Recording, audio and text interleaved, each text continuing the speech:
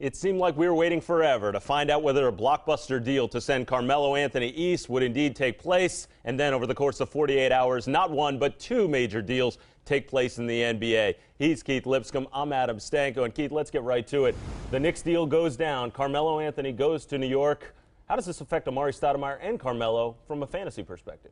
Well, I really don't see it affecting them too much because these are two superstars. And if you look at Miami, you can see that Dwayne Wade and LeBron James are doing just fine together, both averaging over 25 points per game. I think the same thing can happen in New York. There's no reason to think that these guys won't be options 1 and 1A, and having a point guard like Chauncey Billups is going to help.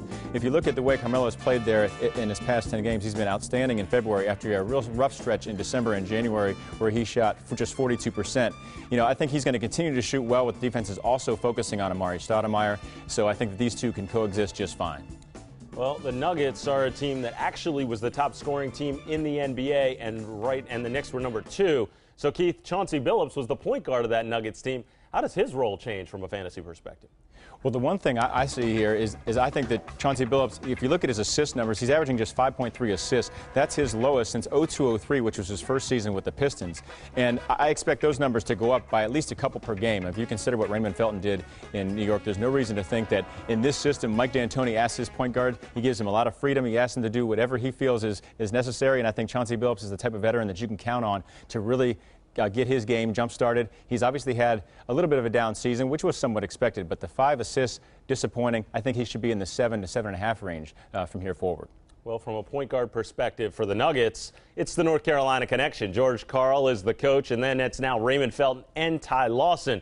How do you see this whole Felton-Lawson thing shaking out, Keith? Well, it's really tough to determine what's going to happen here. I would say I would rather have Felton than Lawson, but I think it's going to be close. I think these guys will take each other's value away from each other because, let's face it, there's a lot of guards there already, and they're going to be splitting a lot of time.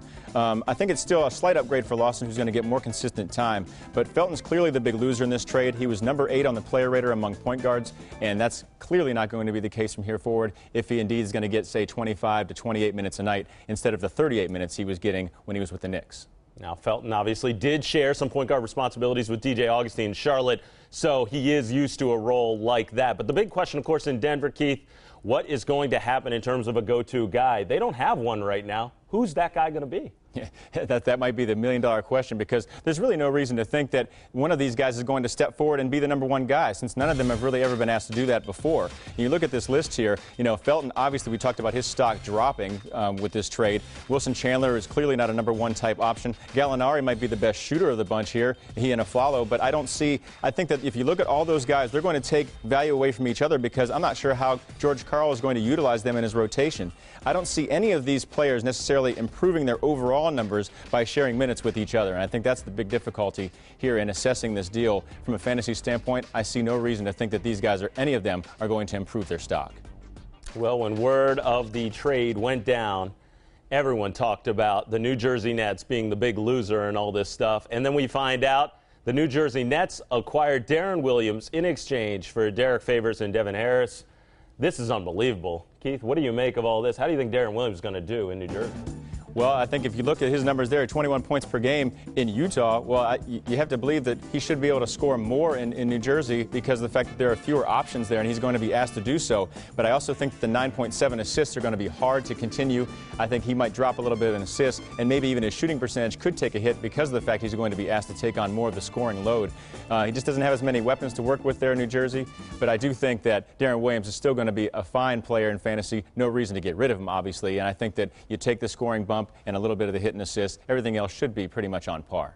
Now, meanwhile, in Utah, they're acquiring Harris, Favors, and 2 number 1 picks. Now the question becomes what to make of Devin Harris, what to make of this new situation for Derek Favors. Well, with Devin Harris, we'll start with him. You know, he's already averaging a career-high 7.6 assists. And, you know, I think it's possible that he can keep that up, and I guess he could possibly even increase it since he has better scoring options to pass to. I don't see him necessarily increasing his scoring average anymore. He could slightly, but I think it's going to remain about there. The one thing with Favors that is interesting to me is that we've already got Paul Millsap and Al Jefferson already in Utah. I'm not sure where Favors fits in here. So at this point in time, I don't expect Favors to be worth owning in fantasy this season at all, except in the deepest of leagues, unless something happens to Millsap or Jefferson. Well, it's a great time to be an NBA fan. For Keith Lipscomb, I'm Adam Stanko. And remember, for all your fantasy news, Check out ESPN.com.